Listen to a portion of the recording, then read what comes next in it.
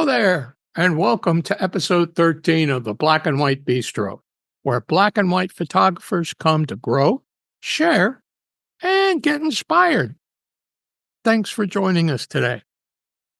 Our goal is simple: to provide a quality space where artists who enjoy black and white photography can come to get to know each other, and maybe even learn a little something from our guest artists. Make sure to follow us at B&W Bistro so you don't miss our updates and brand new features. I'm the creator and host of Black and White Bistro show, DavidLPayne, and we are proud to introduce you to a very special black and white photographer today who makes his home in Kuala Lumpur, Malaysia. He's been making images for over 30 years and travels extensively around the Asia-Pacific region, focused on capturing images of the cultures, religions, architecture, wilderness, wildlife, and the ways of life in this incredibly diverse and unique part of the world. Now, documentary black and white photographer StuartTaylor. Firstly, I'd like to say a big thank you to DavidPayne for the opportunity for me to come on his B&W Bistro show and share some of my thoughts on black and white photography. I've been following his site since its inception, and it's a great place for black and white photographers to meet and share. My name is Stuart Taylor. I was born in Scotland some time ago now, but I have now spent over 30 years in Asia. I live in Kuala Lumpur, Malaysia. And after many, many years of using film cameras and then ultimately digital cameras, I first started really getting serious about photography after I attended a photo documentary workshop in Cambodia, which was run by the Seven Photo Agency, and the course was run by the famous war photographer Gary Knight, assisted by Philip Blenkinsop. This 2-week course was really instructive, and during that time I researched and photographed a project about the orphans and the problems of the orphan situation in Cambodia. This course really taught me how to shoot in a photojournalistic style and then cull my photographs down to the absolute key images needed to present a concise and powerful documentary story. So my passion in photography really revolves around telling a story, hopefully capturing the detail and visuals in my images to make the viewer better aware of the story in question. My photography interests obviously cover documentary, but also landscape, street, travel, and sometimes architecture. I also have a great love for old abandoned and decaying buildings and graffiti, which are both great photographic subjects because of all the textures, the decay, the grittiness that you get in these images. I've published a lot of my photographs online in a variety of social media sites, Instagram, Facebook, my own websites. I've got a photographic blog as well. But I've also published quite a number of photo books, which can be found. I initially did it on Apple Books and then subsequently on Amazon Books. And really, I found this a wonderful way to summarize and document my photographic journey. So finding this new platform, Vero, was a real boost for my photography, with so many great photographers there to inspire my work. It's been a great place to learn and to grow as a photographer. This venue has allowed me to meet and interact with a wealth of photographic talent, and I really hope going forward to meet many more of you on this platform. Thank you. Many thanks, my friend. Over the next few minutes, we'll discover 3 of Stuart's personal favorite images and the story behind each, and share with you our live Zoom interview with Stuart, in which he answers our black and white photography questions and some things we prepared just for him. Let's enjoy the first artist-selected image from Stuart as he shares the story behind it in his own words. My first image I'd like to share with you is one of the Ta Prohm Temple in Siem Reap, Cambodia. I spent some time in Cambodia attending a documentary photo workshop with the 7 Photo Agency and carried out a project on the orphans of Siem Reap. During this time, and on many subsequent visits to Cambodia, I became fascinated in these ancient megalithic monuments of Angkor in and around Siem Reap. The artistic and archaeological significance and visual impact of these temples place them in a class with other wonders of the world such as the pyramids, Machu Picchu and the Taj Mahal. Capturing these incredible ancient structures left abandoned in the jungle was a challenge for a number of reasons. Firstly, the logistics to actually reach the sites of the temples. Secondly, the limited light due to the dense jungle covering many of these old temples. And thirdly, in the more popular sites such as Angkor Wat and Ta Prohm, capturing a clean image without any wandering tourists spoiling the shot posed a significant challenge. This image of Ta Prohm Temple is special, given the incredible growth of the trees that have taken over the temple structure. The extraordinary trees growing out of the ruins is one of the most distinctive features at Ta Prohm Temple. Many of you may well recognize this temple from the famous Tomb Raider movie. I had to wait at this location for some considerable time to capture this tourist-free image. Wow, beautiful work. Now, here's our live Zoom interview with StuartTaylor as he shares his answers to our questions and provides some personal insights into his photography journey. Well, today we've got a very special guest for the Black and White Bistro show coming to you from Kuala Lumpur, Malaysia. Photojournalist and photo book magnate, StuartTaylor. Stuart, welcome to the show.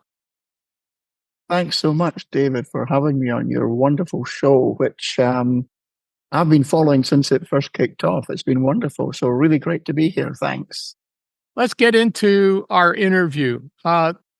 First, Stuart, tell us a little bit about your photography journey and how did you decide or when did you decide to shoot black and white? Well, it actually started a long time ago. I was probably about 9 or 10 years old when my great aunt handed me her box brownie camera. And I can remember vividly going out into her garden and taking photographs of bushes and her lawn and the house, and then sending off this reel of film to the processing film shop. And then having to wait 2 weeks for the results to come back, which was really anxious. I mean, there was a lot of anticipation there. But once you got them back, you were really excited. The quality probably wasn't that great, but it was a really fun start to the journey, and that really got me hooked into photography. I subsequently bought I bought into Canon. I used a Canon SLR for many years, and that was mainly shooting film, mainly color. I think I might have done a little bit of black and white, but nothing to speak of at that stage. And then upgraded that Canon film camera. I changed it out when the digital SLR came out and started using the Canon bodies along with my existing Canon lenses. And once I was in charge of that whole processing workflow, I could then start to do a lot more. And I started to do black and white processing at that stage. So I started doing more of that. And then actually more recently, David, this is really interesting. I've really taken a step right back and I've got right back to film again when last year I bought a film camera. In fact, I have it right here. This is this little Ah, beauty, a Rolleiflex. And I started shooting film just very recently again in black and white wow. and some color. And this camera it's just an incredible piece of engineering. And you wouldn't believe it, but it's actually 2 years older than myself. And as you can plainly see, it's a lot better shape. So it's only 32 years old. Thank you, David. A second question for you. And when you held up that Rolleiflex, it kind of made me think about it. As you were getting into photography and black and white photography in particular, who were your role models and what did they do in particular to inspire how you shoot? Well, I've been greatly influenced by a lot of the documentary photographers. I started watching photographers such as James Nachtwey, Don McCullen, Eugene Richards, Eugene Smith, and also followed a lot of the National Geographic photographers because I was a big Nat Geo reader. And those photographers were fantastic to inspire me putting my Yeah. stories together.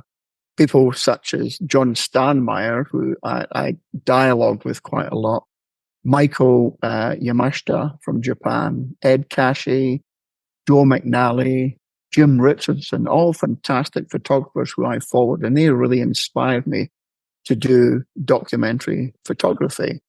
And in fact, I attended a workshop in Cambodia, which was run by another great war photographer, Gary Knight, and worked with him for about 2 weeks on a photo story as a workshop. And that really kicked off my photojournalistic interest. Wow. I find that role models, it's interesting how different people talk about them because for me, it was Ansel Adams at least to start because I was just fascinated with how he could get so much feeling into a black and white photograph. And then recently I've stumbled onto Sebastian Salgado's work. And Sebastian Salgado, I've got one of his photo books. It's just amazing. So I guess that's your style. The way he shoots is kind of a documentary style, isn't it? Yeah, absolutely. Oof, beautiful work. My second image I'd like to share with you is of El Capitan in Yosemite National Park, California. Visiting Yosemite was always on my photographic bucket list, and following the footsteps of the great masters like Ansel Adams. So when I eventually got there, I was just totally amazed at the stunning landscape features. I felt that you could almost point your camera randomly in any direction and it would be a great picture. For a photographer, however, it is most frustrating as there is so much beauty in this stunning wilderness, you really do not know where to start. You could easily spend many weeks here and still be scratching the surface as regards great shooting locations. Ansel Adams spent a lifetime there documenting the momentous landscapes, and I'm sure he felt the same way. In this respect, you have to be very selective and focused in your approach, and with only about 2.5 days in the park, there was a limit to what I could capture. However, the imposing granite monolith of El Capitan was a definite highlight. And this image shown here is a long exposure shot which created some fascinating movement in the clouds over the peak. We're back with Stuart again in Kuala Lumpur. Stuart, you've been shooting a long time. What have you personally found to be the greatest challenge in shooting black and white? And how did you overcome that challenge? Well, I think probably the biggest challenge for me was, and it's still a challenge, is trying to really understand the nature of light and shadow, which is what photography is all about. But to understand that, to create a good black and white image is specifically difficult, I think. During all my post-processing work, which was primarily with color, I spent a great deal of time trying to pull all the detail out of the shadows, which you could do with various techniques in the post-processing applications. But now I'm finding, doing black and white, that it's a lot more important to have dark shadows or even totally black shadows, which can really help you create a much stronger and more powerful image. So my post-processing workflow for black and white has really been adjusted to create, or rather leave, the shadows a lot darker where appropriate to create that more powerful image. How do you find post-processing digitally different from post-processing when you were doing film in a darkroom? I'll be Conceptually, honest, is it the same? it's conceptually the same. I really can't answer that because I'll admit straight up, I did almost zero to none of film processing in a darkroom. I've always either handed my film in to be processed and then very quickly moved on to digital and did all my own post processing. So that's probably one area, I'd like to get back to. And now I've got my Rolleiflex, I have the opportunity to perhaps do that now. I seem to be doing everything in reverse. Well, it's like they say, life's a circle. You're back to the beginnings. Yeah, we're all Benjamin Buttons, yeah? If you've seen that movie. Oh, yeah, definitely. A question that a couple of our viewers have sent to me more than once.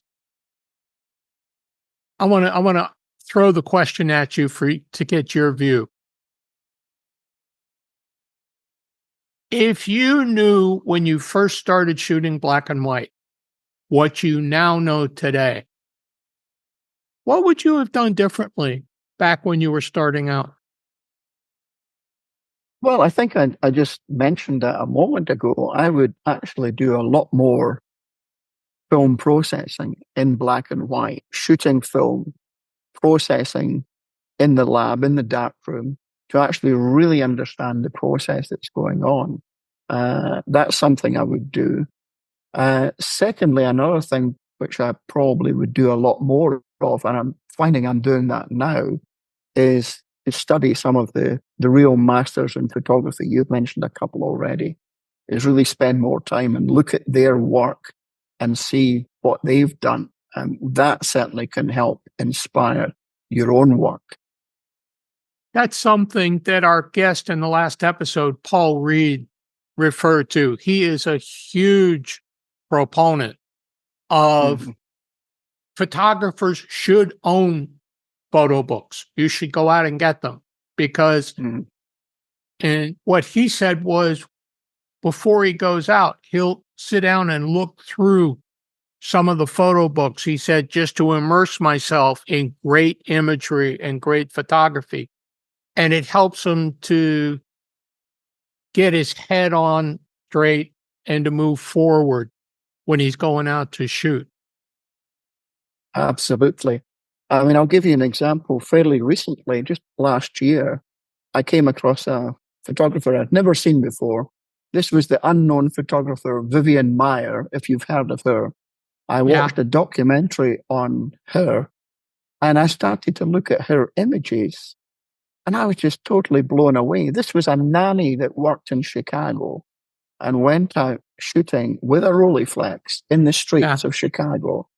And her shots are just absolutely amazing and so inspiring.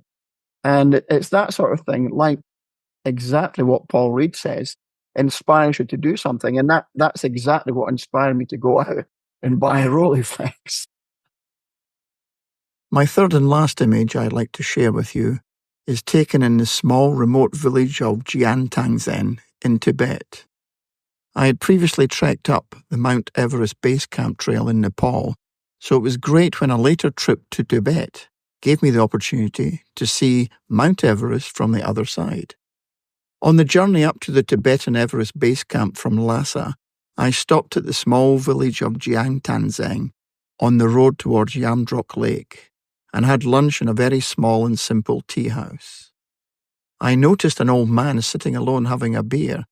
He was a fascinating character, so I sat next to him and joined him for a few bottles of beer as we had lunch. We could not speak a word to each other, but there was a certain rapport there, and we enjoyed a few cold ones as we glanced at each other knowingly and had a few laughs. I indicated I'd like to take his picture, which he happily agreed to. He was dressed immaculately and had a wonderful hat with a feather in it. The fine details and wrinkles etched into his dark face expressed the tough life he must have led, and in the dim light of the small restaurant I captured a number of great portraits. We're wrapping up with Stuart Taylor. Stuart, thanks first off for spending the time with us. This has been really fun. One final question. We were just talking about Vivian Maier and photojournalism. Why did you get into photojournalism as a genre, and what is it that captivates you about it? Well, I think it captivates me because I like to tell a story. And that's exactly what photojournalism is. It's telling a story with images. And I'd like to tell a complete story rather than just displaying a single image. So I think these images that comprise the story can help highlight any specific issues. They can explain different cultures, details of life, and hopefully offer really a more comprehensive picture to the viewer and help them understand those particular issues that you're trying to show or explain. And I also hope that this kind of work could possibly help in some way to highlight problems or issues in certain areas to people and make them aware of them. And hopefully some solutions can be found for that, whether it be a war situation, poverty, or whatever. And I think just detailing that, they actually state photojournalism. I came across this quite recently. They talk about the 3 C's of photojournalism, basically content, concept, and composition. Content is basically talking, what's your story about? Is it a place? Is it people? Or is it a specific thing? And then the concept you've got to think of is what message you're trying to convey to your audience and what is the theme of your story. And then obviously the 3rd C is the composition. Is how do you put your images together? How do you construct those that encapsulates that story and clearly communicates that story to the audience? So that I think really sums up photojournalism. But thinking about the 3 C's, I came up with a 4th C, David, that I think has to be in there, and that's coffee. Because without coffee, you can't tackle any of that. I'm sorry, Professor, but you missed one more C. Okay. Chocolate. The coffee is great help. Chocolate certainly doesn't hurt. Well, I agree. For the black and white shooter, those 3 C's really feel like they would apply to many genres. Street, absolutely, portraits. For example, what popped in my head just now when you said those, I think about the work that Robert Schmidt does on Vero. Incredible black and white photographer, and his street portraits, they always hold my attention and grab me, and because there's a story. You look at this individual, the way he captured them. So it's amazing. So I think your 3 C's are something maybe black and white photographers should really take to heart, no matter what the genre they're shooting. Oh, exactly. Exactly. Stuart, thank you so much for taking the time. Good luck with that new Rolleiflex, and we'll stay in touch. That's great, David. Thanks so much for having me on your show. That brings us to the end of today's Black and White Bistro show. We hope you enjoyed meeting Stuart Taylor and his amazing black and white documentary photography. To see more of his images, visit his gallery on Vero, share some likes, and consider following his captivating compositions if you aren't following him already. You can also visit his website, his photography blog, and find his incredible photo books available now for sale on Amazon online. We'd like to thank Stuart for joining us on today's show. Would you like to have a chance to be featured on the Black and White Bistro show? First, follow us on Vero at bnwbistro. Second, start using our hashtag #BNWBistro, on your best black and white image posts.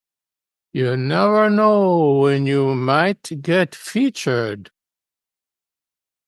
Finally, connect with us on Vero so that you can send us a DM, or you can send an email directly to me at dave@bnwbistro.com. Indicate your interest in being our guest and tell me a little bit about yourself and your photography journey. If you enjoyed today's show, make sure to mark your calendar so you don't miss episode 14 coming on Vero on September 14, when we'll present another special guest artist from the Vero black and white photography community. And don't forget, if you're not shooting black and white, you're only seeing half the picture. Now, remember to follow us at Black and White Bistro. Check out and subscribe to our new YouTube channel. Then get out there and create some great documentary black and white photographs.